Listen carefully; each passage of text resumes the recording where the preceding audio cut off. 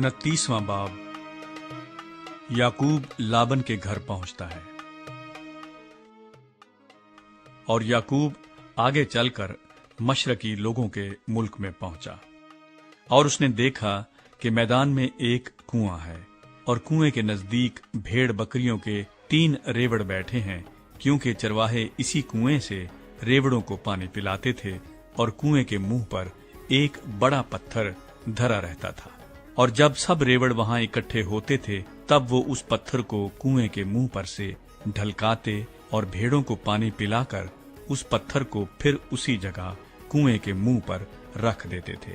तब याकूब ने उनसे कहा, ऐ मेरे भाइयों, तुम कहाँ के हो? उन्होंने कहा, हम हारान के हैं। फिर उसने पूछा कि तुम नहूर के बेटे लाबन से वाकिफ हो? उन्होंने कहा, हम वाकिफ हैं। उसने पूछा, क्या वो खैरियत से है? उन्होंने कहा, खैरियत से है, और वो देख उसकी बेटी राखिल भेड़ बकरियों के साथ चली आती है।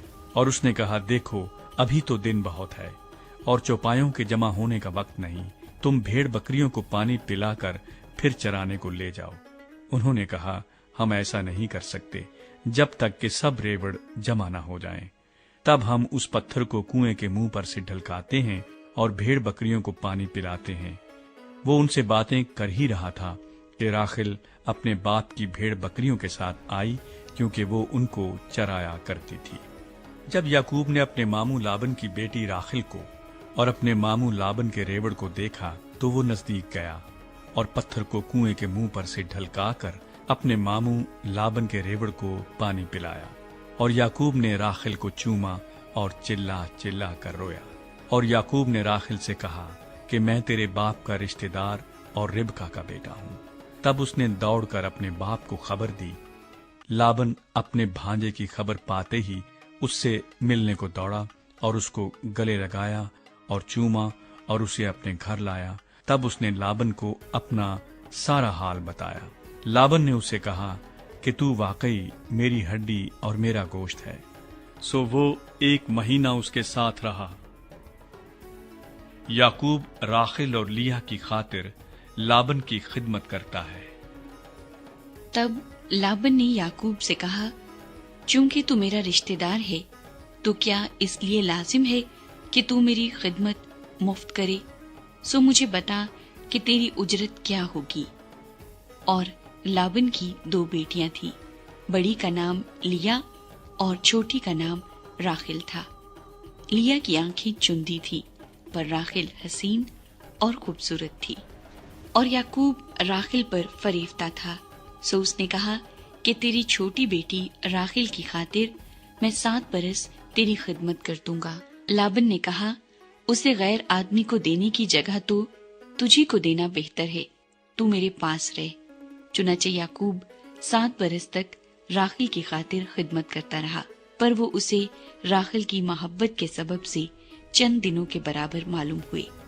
और याकूब ने लाबन से कहा कि मेरी मुद्दत पूरी हो गई, सो मेरी बीवी मुझे दे ताकि मैं उसके पास जाऊं।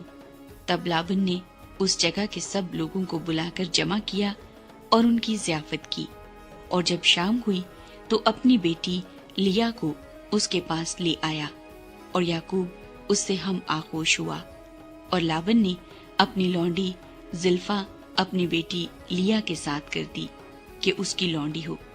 जब सुबह को मालूम हुआ कि ये तो लिया है, तब उसने लाबन से कहा कि तूने मुझसे ये क्या किया? क्या मैंने जो तेरी खिदमत की वो राखिल की खातिर न थी? फिर तूने क्यों मुझे धोखा दिया? लाबन ने कहा, हमारे मुल्क में ये दस्तूर नहीं कि पैलौठी से पहले छोटी को ब्याह दे। तू इसका हफ्ता पूरा कर दे, फिर हम दूसरी भी तुझे दे देंगे, जिसकी खातिर तुझे 7 बरस और मेरी खिदमत करनी होगी। याकूब ने ऐसा ही किया कि लिया का हफ्ता पूरा किया।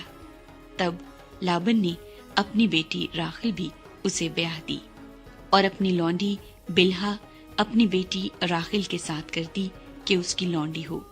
सो वो राखिल से भी हम आगोश हुआ, और वो लिया से ज्यादा राखिल को चाहता था। और 7 बरस और साथ रहकर लाबन की खिदमत की। याकूब के बच्चे।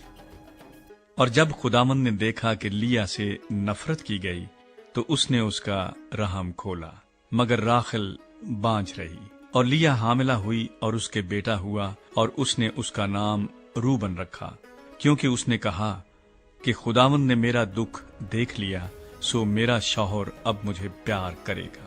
وہ پھر حاملہ ہوئی اور اس کے بیٹا ہوا، تب اس نے کہا کہ خداوند نے سنا کہ مجھ سے نفرت کی گئی، اس لیے اس نے مجھے یہ بھی بخشا، سو اس نے اس کا نام شمعون رکھا۔ اور وہ پھر حاملہ ہوئی اور اس کے بیٹا ہوا، تب اس نے کہا کہ اب اس بار میرے شوہر کو مجھ سے لگن ہوگی، کیونکہ اس سے میرے 3 بیٹے ہوئے، اس لیے اس کا نام لاوی رکھا گیا۔ اور وہ پھر حاملہ ہوئی اور اس کے بیٹا ہوا، تب اس نے کہا کہ اب میں خداوند کی ستائش کروں گی، اس لیے اس کا نام یہودا رکھا۔ پھر اس کے اولاد ہونے میں توقف ہوا۔